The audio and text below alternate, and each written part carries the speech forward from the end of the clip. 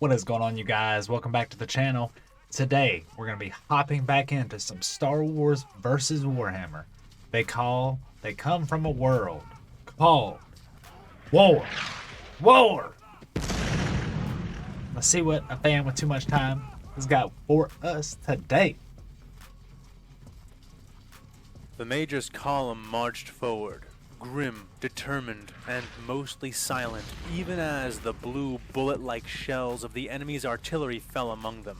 He had more than enough men to storm the park where the enemy had set up their artillery firing positions. Which was good, damn good, because his tanks were the first things to vanish.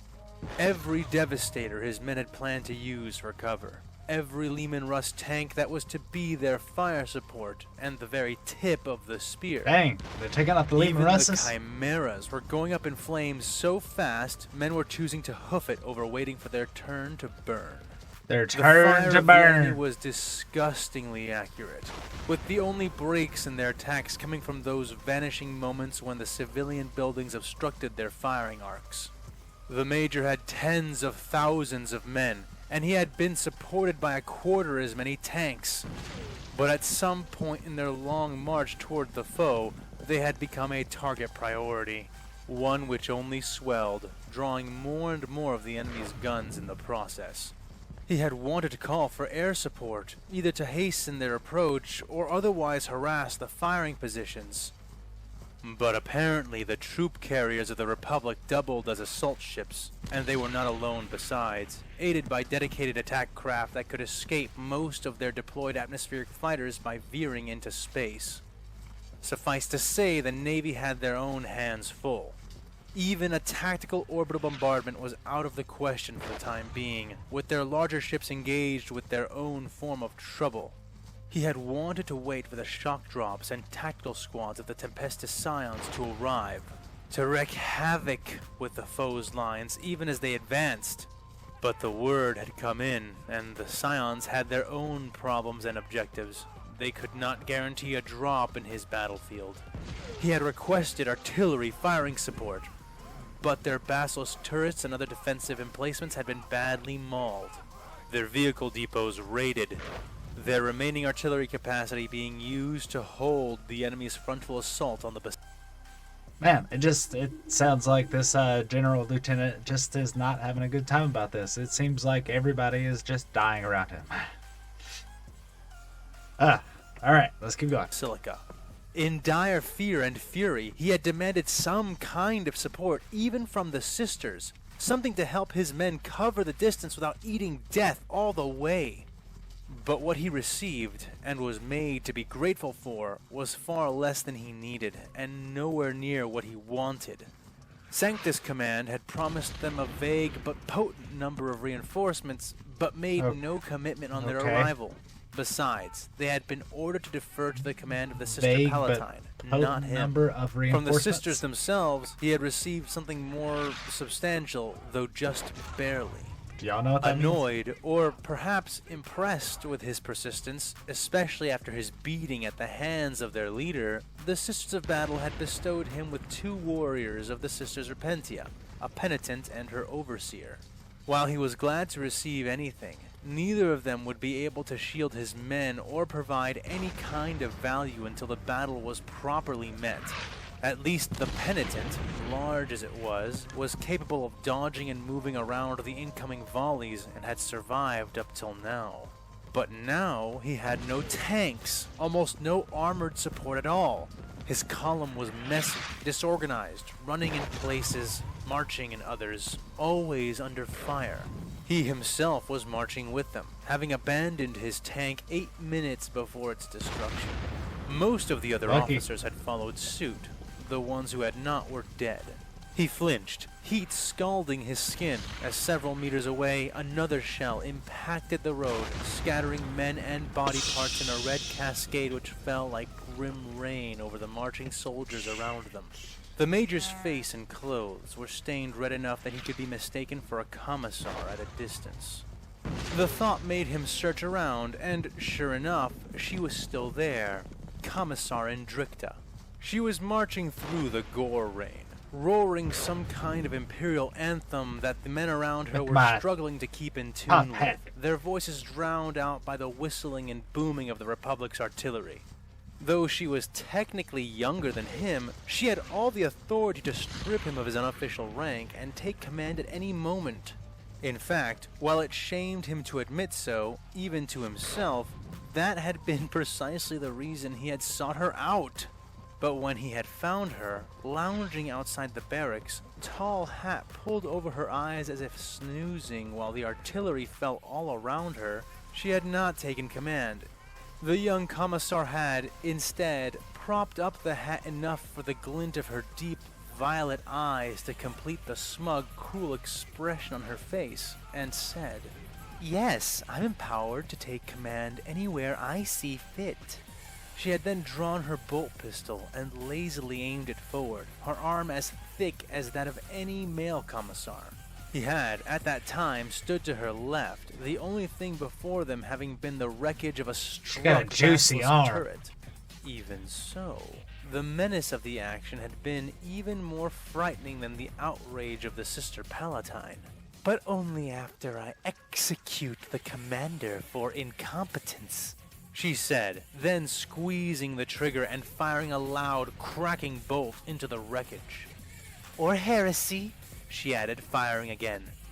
"Or cowardice," she finished, firing one last time.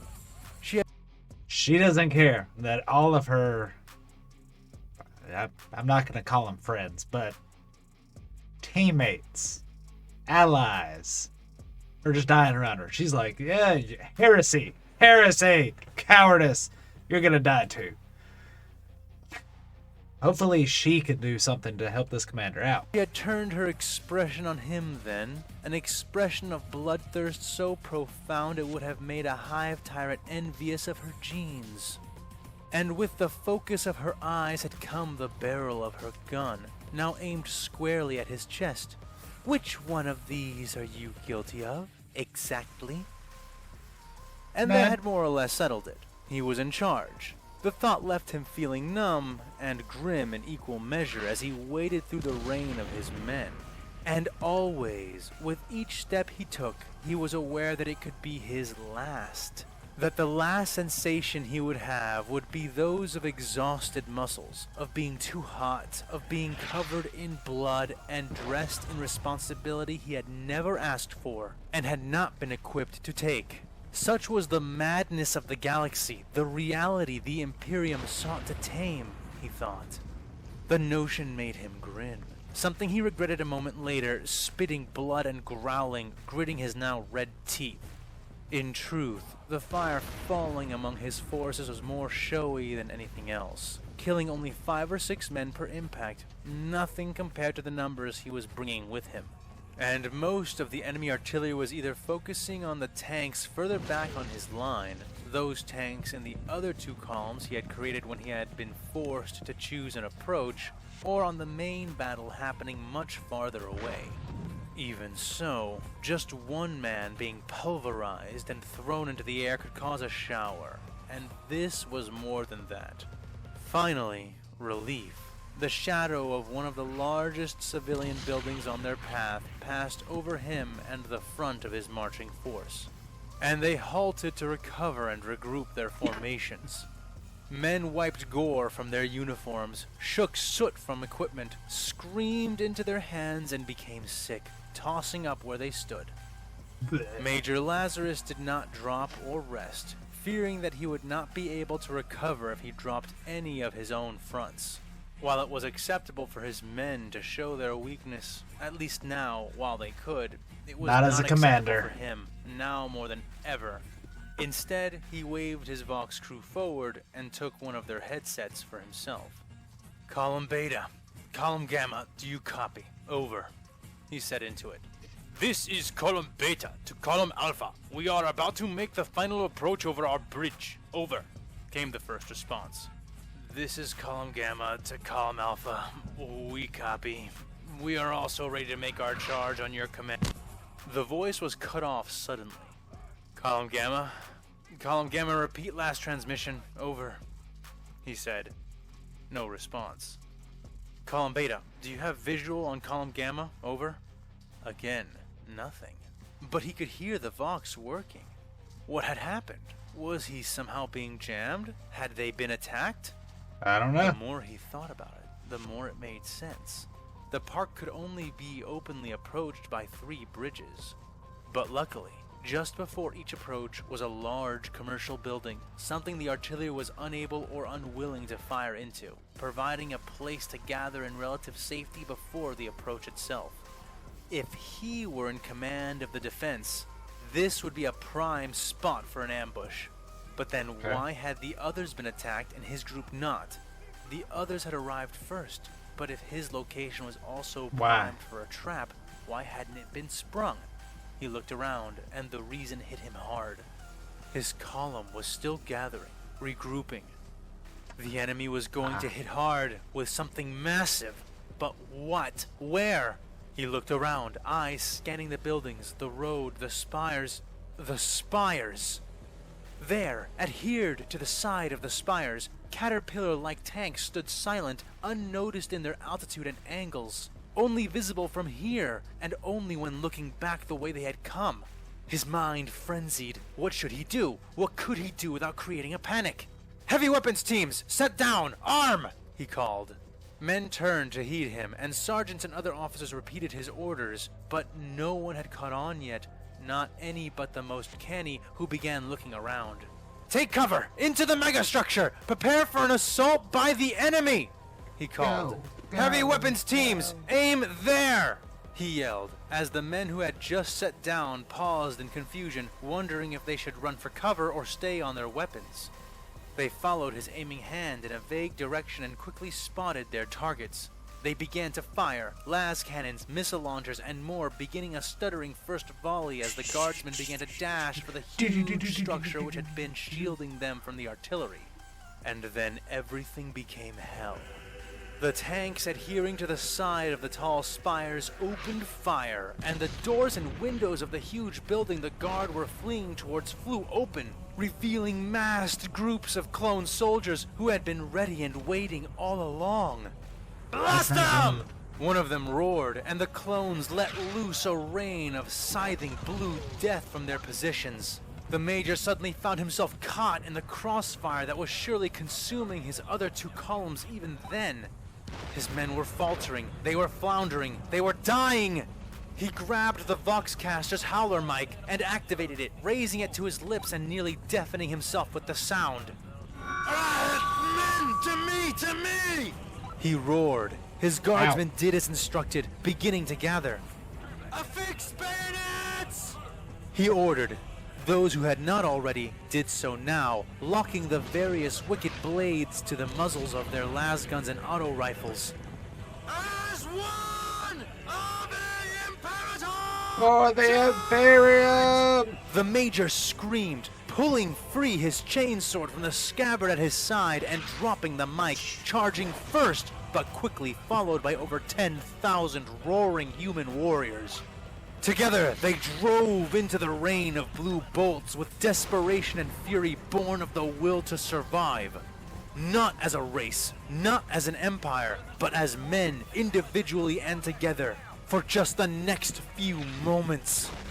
He was in the lead for a while, but then a shot took him in the left thigh, the center of his chest, and the side of his head. His carapace armor absorbed most of the first 2 shots, jerking and jostling him with high-speed, high-energy impacts. But he felt a fifth of his face slough off, and horrendous pain blossomed there. His speed faltered, and while he was not trampled, he was overtaken by the men around him, who, in turn, took the next volley of blaster fire, some of which had been destined for him, he was certain. But Major Lazarus did not cease his charge, did not surrender to the pain eating his vision and filling his mind. Instead, he channeled it into a scream of defiance and kept his legs pumping, even as a shot fired from a window far above cracked the carapace armor on his right shoulder. He drove on and on until suddenly he was there. His men had formed a ring of their dead around the window that was his target. The clones stationed there, armed with rotating blaster cannons that spat blue death in wide volleys that only grew inescapably tight as he neared. The Major used his free hand to yank his first grenade off his belt, bringing it to the thumb of his sword hand to pull the pin before lobbing it and leaping forward behind the mound of the dead. The clones still fired, and their strafing shots caught his left leg and shin, blowing the carapace armor there away and burning him, but leaving him intact. The same could not be said for his enemies, as the frag sailed into the wide window they were using to fire from. The clones scrambled to escape it, but not only were they weighed down by their large guns, but Major Lazarus had not stopped his assault, snagging and tossing more grenades from the corpses, clearing the window seconds later of anything that could still fight back. His men found him and pulled him to his feet, others charging ahead and into the window, the same thing happening all around them as the clones either withdrew or were overrun by one method or another. Cursing, spitting, and gratefully taking a shot of something which killed his pain, the Major followed his men into the building, still much more sergeant than a commander. The place was some kind of market, a center of commerce with stalls and storefronts lining the walls of huge, open chambers of various shapes and designs. Walkways always leading between them, matching the theme of the room. He moved through several, and soon found himself fighting inside a luminous white oval room, large enough to fit 2 Imperial Knights, one on top of the other, its volume honeycombed with intersecting paths and bridges. The walkways in question were of an odd design, in his mind made to look like railless, guardless paths of light. In reality, the paths did have guards, solid barriers that rose about waist high on either side, invisible unless touched by something, revealing smooth white ceramic. He and his men, as well as their foes, used these for cover and found them oddly sturdy, though they became permanently visible in a wide radius wherever they were struck by either blasters, bullets, or last shots. The near-invisible nature of the paths, and the layers and layers of bridges above and below where he was fighting, led to a chaotic battlefield where Lazarus could only guess whether the shots he would take would actually fly to their target, or if they would suddenly be intercepted by yet another, previously unseen barrier.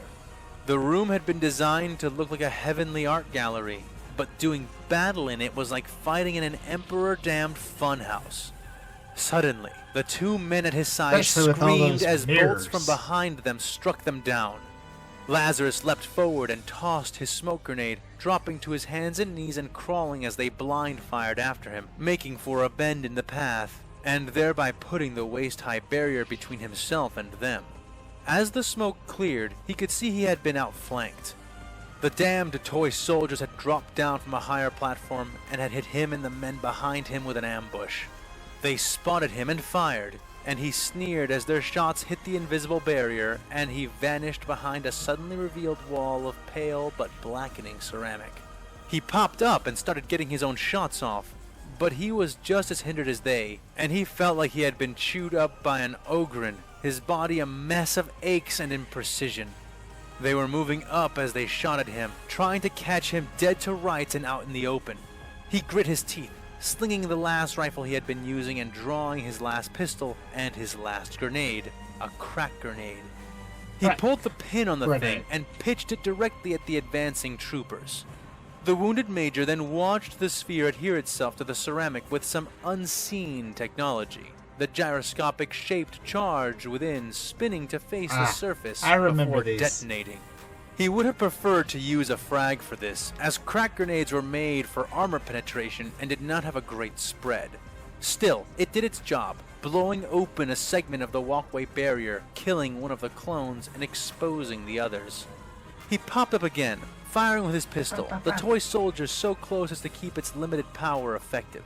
He had downed 1 with the grenade, and now 2 with his pistol, before the 3 that remained were on him, charging the rest of the distance. "Ah, feck!" The Major groaned, shooting and stumbling as he took even more shots, his chest plate cracking and hissing, his left arm. He dropped his pistol and reached for the sword at his hip, tugging at it, but suddenly finding himself looking up at the 3 clones above him, one of them raising the butt of his rifle to begin bashing. The Major raised his arm to brace, but without warning, something dropped behind the clones, a shape in black, hitting the ground with a heavy thud. The clones spun, rifles out, and Lazarus craned his neck to see what had happened. What is it? It was a body, an Imperial soldier in black, having fallen from above. Thump, crack, and then another one fell not too far from them. Ooh, the there's soldier two bodies. groaning, leg clearly broken. The clones turned back to the Major, intent on finishing him before more corpses fell on them, but the offending clone never got as far as striking. His bucket-like helmet, complete with the head inside, came flying right off his shoulders. The other clones reacted quickly, but not quickly enough. The long barrels of their cumbersome DC-15A blaster rifles making them too unwieldy to use in such close quarters. It was the first corpse, no corpse at all, the soldier having risen silently and attacked viciously. Lazarus's eyes bulged as he watched the guardsman, dressed in a black overcoat, his face hidden in a large, encompassing gas filtration mask, lunge. He lashed out at the second clone, swiping with his weapon, an axe of all things, and cutting one of the trooper's arms off at the elbow, following that up with a hard chop to the clone's skull, ending him. That was when Lazarus actually saw what weapon the soldier was using.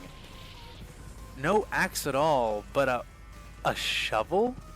The guardsman yanked his shovel out of the dead clone's skull and helmet, but would have been gunned down by the third clone had he not been gunned down first by the other guardsman, who was sitting up, ignoring his obviously broken leg as he riddled the white-clad clone warrior with bullets from his autogun at close range.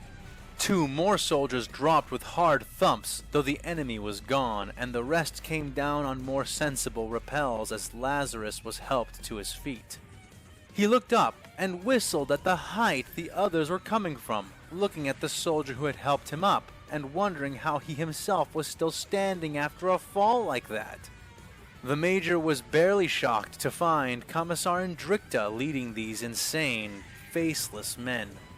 Coming down on her own rappel, her blood-streaked grin more alive than ever before. This was hell, and she was thoroughly enjoying it. "Major Lazarus, I'm glad I found you," she said, disconnecting from her rope and walking over to him. "I am elated to report the enemy is in full retreat. The fighting now is mostly in those pockets that we managed to corner and cut off. The structure is ours." "Yes, ours, to be our grave. Forgive me for saying so, but this is no victory, Commissar. Our back is broken, our armor is gone, exposed and destroyed, and what is left of us is packed into this building. As soon as the enemy finish their withdrawal, I doubt they will leave it standing. They got what they wanted from this ambush. Our approach is blunted," he said. "But not halted," Indricta added. He thought for a moment and then nodded. "How many of these men do you have?" he asked. She grinned more widely. "Thousands," she said. "And are they all as fearless as this one?" he asked, clapping the soldier who had saved him on the shoulder. The man stood resolute as a statue and just as silent. She nodded. "From where do they hail?" he asked, still looking at the man, noticing how much shorter he was than he himself. He couldn't help but wonder how old the guardsman was under that mask. "They come from a world called Krieg," she said. The word was like a clap of lightning, leaving Lazarus stunned.